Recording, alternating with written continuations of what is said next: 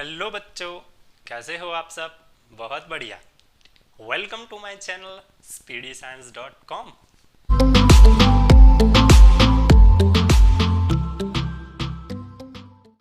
अभी हमने last time electric components और ओम्स लॉ के बारे में डिस्कशन किया था। आपने वो वीडियो देखा है ना? अगर नहीं देखा तो मैं लिंक डिस्क्रिप्शन बॉक्स में रख दूंगा, पहले आप वो देख लीजिए और फिर इसके बाद देखिए, ठीक है? अभी थोड़ा सा रिवीजन कर देते हैं हम लास्ट टाइम का। अब हमने जो ओम्स लॉ पढ़ा था स्टूडेंट्स, ओम्स लॉ के अनुसार V is proportional to I था, voltage is directly proportional to current था, ये तुम जानते हो। अब प्रोपोर्शनलिटी साइन हटेगी तो इक्वल्स टू के साथ क्या आता था? कांस्टेंट आता था, और कांस्टेंट मल्टीप्लाई बाय करंट आ रहा था, ठीक है? और वो V upon I is equals to हमने कांस्टेंट ले लिया था, और वो कांस्टेंट और कोई नहीं था, क्या था? रेजिस्टेंस था बच्चों। क्या था? रेजिस्टेंस था। तो ये चीज हमें मालूम हो गई कि resistance is a ratio of voltage to the current. लेकिन रेजिस्टेंस क्या है?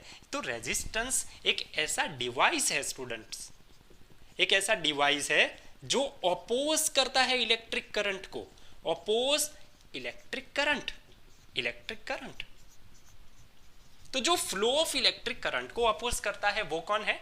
रेजिस्टेंस। तो ये चीज हमें मालूम है स्टूडेंट्स। लेकिन क्या कभी हमने ऐसा सोचा है कि कंडक्टर और इंसुलेटर के अंदर किस तरह रेजिस्टेंस पैदा हो रहा है? किस तरह हमें पता चलेगा कि ये रेजिस्टेंस है? तो चलो उसका थोड़ा सा हम क्लैरिटी ले लेते हैं तो ज्यादा पता चले कि भाई कॉज ऑफ रेजिस्टेंस क्या है। Cause of resistance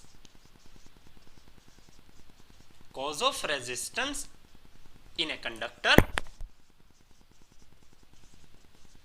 and insulator। चलिए, अब जनरली करंट का फ्लो ऑफ इलेक्ट्रॉन से होता है स्टूडेंट्स, कि भाई इलेक्ट्रॉन फ्लो होंगे तो सिस्टमैटिक वे के अंदर जब इलेक्ट्रॉन फ्लो होते तो क्या बन जाता है? करंट मिलता है, ठीक है? अब ये जो फ्री इलेक्ट्रॉन्स है स्टूडेंट्स, फ्री इलेक्ट्रॉन्स समझिएगा, ये फ्री इलेक्ट्रॉन्स जब एटम या मॉलिक्यूल्स के साथ क्या होंगे? कोलाइड होंगे। जब एटम्स और मॉलिक्यूल्स के साथ ये फ्री इलेक्ट्रॉन्स कोलाइड होंगे तो उसकी वजह से करंट की डायरेक्शन क्या होगी? अपोज हो जाएगी। करंट की डायरेक्शन क्या हो जाएगी स्टूडेंट्स? अपोज हो जाएगी। और वो करंट की डायरेक्शन अपोज हो जाती है, उस अपोज को हम बोलते हैं क्या? रेजिस्टेंस। तो करंट की डायरेक्शन जो अपोज हो जाती है वो किसकी वजह से होती है? रेजिस्टेंस की वजह से होती है। पता चल रहा है स्टूडेंट्स? अब जनरली जो कंडक्टर होता है वो कंडक्टर के अंदर बहुत सारे फ्री इलेक्ट्रॉन्स होते हैं, तो कंडक्टर के अंदर फ्री इलेक्ट्रॉन्स बहुत ज्यादा होते हैं। अब फ्री इलेक्ट्रॉन्स ज्यादा होने के कारण वहां पर लो रेजिस्टेंस ऑफर होता है, यानी कि जो कंडक्टर होता है उसका रेजिस्टेंस जनरली बहुत ही कम होता है। और जो इंसुलेटर है तो इंसुलेटर में तो फ्री इलेक्ट्रॉन्स है ही नहीं। अब फ्री इलेक्ट्रॉन्स नहीं है तो उसकी वजह से रेजिस्टेंस सबसे ज्यादा होता है। पता चल रहा है? तो ये हो गया हमारा कॉज ऑफ रेजिस्टेंस, कि भाई रेजिस्टेंस किस तरह कंडक्टर और इंसुलेटर के अंदर होता है। पता चल रहा है स्टूडेंट्स? तो ये थोड़ा सा हमने ओम्स लॉ को थोड़ा सा ब्रॉड वे में स्टडी कर दिया और रेजिस्टेंस के बारे में भी थोड़ा हमने इंफॉर्मेशन गेन कर दिया। चलिए स्टूडेंट्स, अब जो नेक्स्ट टॉपिक है हमारा वो फैक्टर अफेक्टिंग रेजिस्टेंस है, कि रेजिस्टेंस कब किस पर डिपेंड करता है, रेजिस्टेंस कब इंक्रीज होगा, रेजिस्टेंस कब डिक्रीज होगा, रेजिस्टेंस किन किन आधारित पर मतलब किस पर डिपेंड करता है। तो इन सब के बारे में हम डिस्कशन करेंगे। अब उस टॉपिक को डिस्कशन करने से पहले हम एक एक्सपेरिमेंट कर देते हैं तो जिससे तुम्हारे दिमाग में सब क्लैरिटी मिल जाए, ठीक है?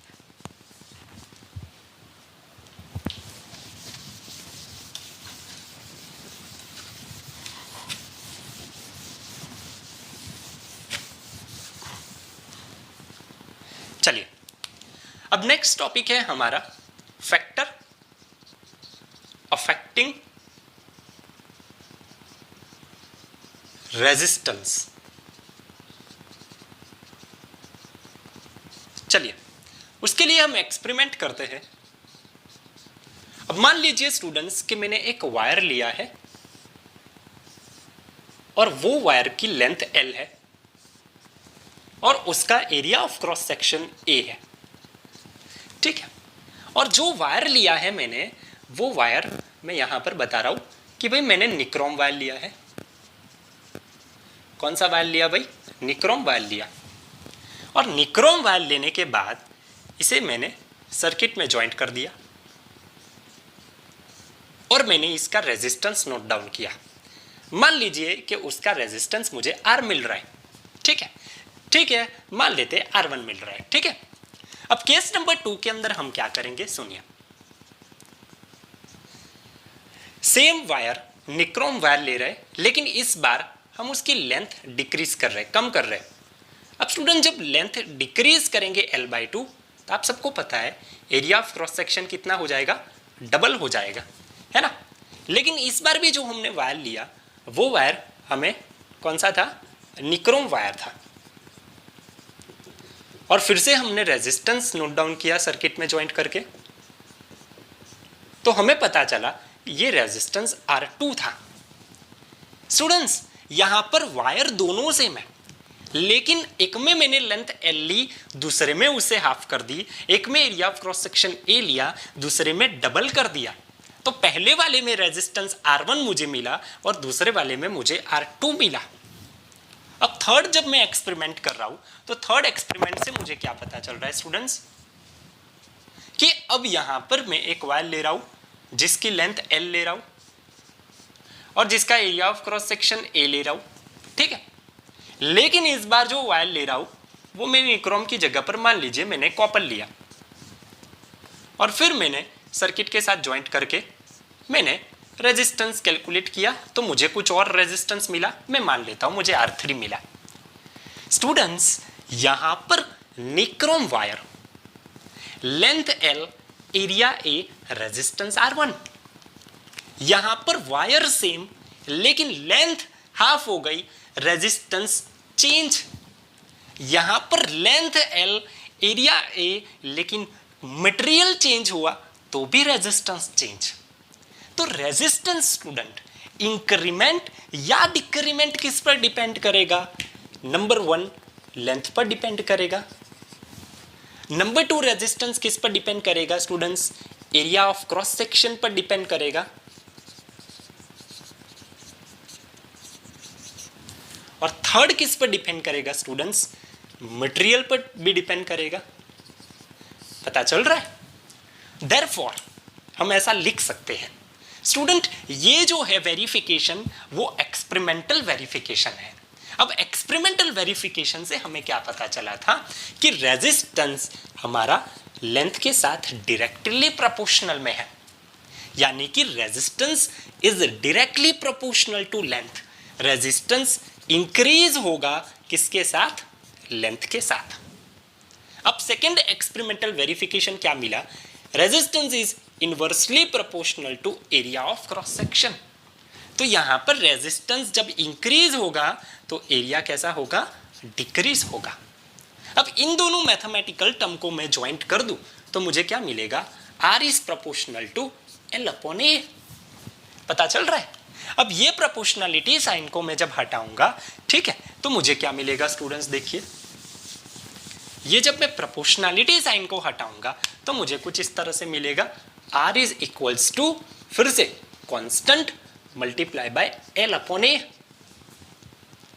अब ये जो कांस्टेंट है यहां पर वो और कोई नहीं, क्या है? Resistivity of material. क्या है? Resistivity of material.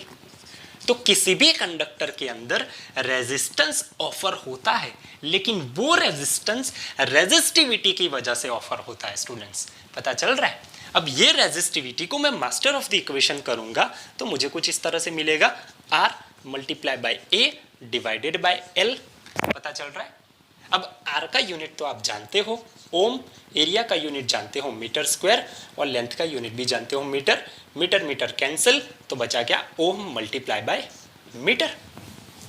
तो किसी भी कंडक्टर के अंदर रेजिस्टेंस का इंक्रीमेंट डिक्रीमेंट डिपेंड करता है रेजिस्टिविटी ऑफ मटेरियल स्टूडेंट्स, कि भाई कितनी रेजिस्टिविटी है, और वो रेजिस्टिविटी से रेजिस्टेंस के बारे में पता चलता है। पता चल रहा है स्टूडेंट्स? ये बात आपको सबसे ज़्यादा ध्यान में रखनी है। अब एक और बात हम छोटी सी बात डिस्कस कर देते हैं। रेजिस्टिविटी की पता चली है तो हम एक और बात डिस्कस कर लेते हैं। स्टूडेंट्स एक और नोट पॉइंट आपको याद रखना है, कंडक्टिविटी। अब तुम्हारे दिमाग में एंट्री हो ही गई होगी कि भाई कंडक्टिविटी किस पर डिपेंड करेगी?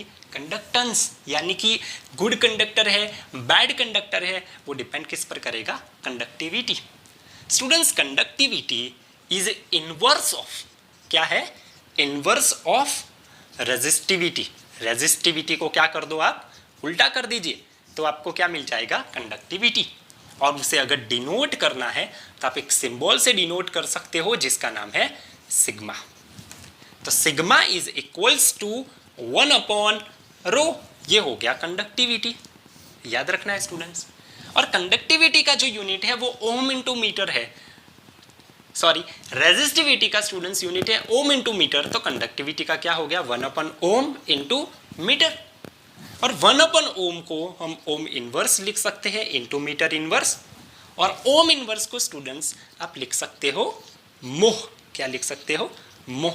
ये हो गया मोह, और ये था आपका ओम। पता चल रहा है? नहीं चला? पता चल रहा है स्टूडेंट्स? ये हो गया आपका कंडक्टिविटी ऑफ मटेरियल। तो आज के टॉपिक में स्टूडेंट्स हमने क्या किया? कॉज ऑफ रेजिस्टेंस किया कि रेजिस्टेंस किस तरह होता है, किस तरह कंडक्टर और किस तरह इंसुलेटर के अंदर रेजिस्टेंस हमें ऑफर होता है। पता चलता है कि रेजिस्टेंस है, किस तरह करंट का डायरेक्शन ऑपोज होता है। सेकंड टॉपिक हमने क्या पढ़ा कि भाई कौन कौन से फैक्टर रेजिस्टेंस को ऑपोज कर रहे हैं, यानी कि कौन कौन से रेजिस्टेंस पर अफेक्ट कर रहे हैं। चलिए कौन कौन से कर रहे हैं? नंबर 1 लेंथ कर रहा है, नंबर 2 एरिया कर रहा है, और नंबर 3 मटेरियल कर रहा है। तो ये बात हो गई 10th तक की। अब एक और बात आपको छोटी सी बताऊंगा जिससे आपकी क्लैरिटी ज़्यादा से ज़्यादा हो जाएगी, ठीक है? एक और बात स्टूडेंट समझ लीजिए, रेजिस्टेंस एक और फैक्टर पर डिपेंड करता है। रेजिस्टेंस एक और फैक्टर पर डिपेंड करता है जिसका नाम है टेम्परेचर। अब स्टूडेंट्स टेम्परेचर जब इंक्रीज होगा तो सिमिलरली रेजिस्टेंस 3 अलग अलग मटेरियल के अंदर, मान लीजिए नंबर 1 मटेरियल है वो कंडक्टर है। कंडक्टर यानी कि तुम्हारे हिसाब से क्या होगा? मेटल होगा, दूसरा होगा नॉन मेटल होगा, और तीसरा होगा सेमी मेटल। टेम्परेचर इंक्रीज होगा तो मेटल क्या बनेगा? मेटल में रेजिस्टेंस बढ़ेगा। क्या होगा? अब बढ़ेगा।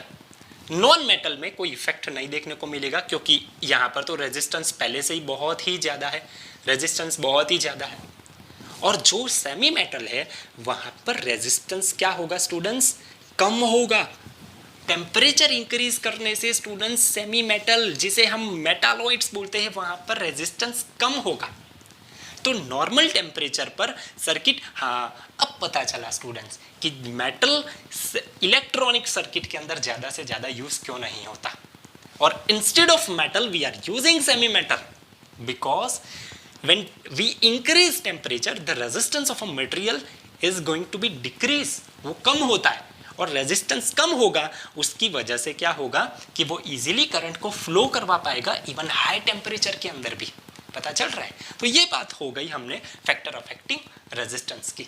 अब नेक्स्ट टॉपिक में स्टूडेंट्स हम पढ़ेंगे कॉम्बिनेशंस ऑफ रेजिस्टर्स की। रेजिस्टर्स 2 कंबाइन होंगे तो रेजिस्टेंस में रिजल्टेंट इफेक्ट क्या मिलेगा। पता चल रहा है? तो ये हो गया आपका पार्ट 4 इलेक्ट्रिसिटी का। अगर आपको पता चलता है और मेरी चैनल में अगर आपको ऐसा लग रहा है कि फर्दर स्टडीज़ करेंगे तो अच्छा अच्छा सीखने मिलेगा, तो आपको क्या करना है स्टूडेंट्स? लाइक करना है, शेयर करना है, और कमेंट करके भी मुझे बताना है, और मेरी चैनल को सब्सक्राइब करना नहीं भूलना है, ठीक है? Thank you.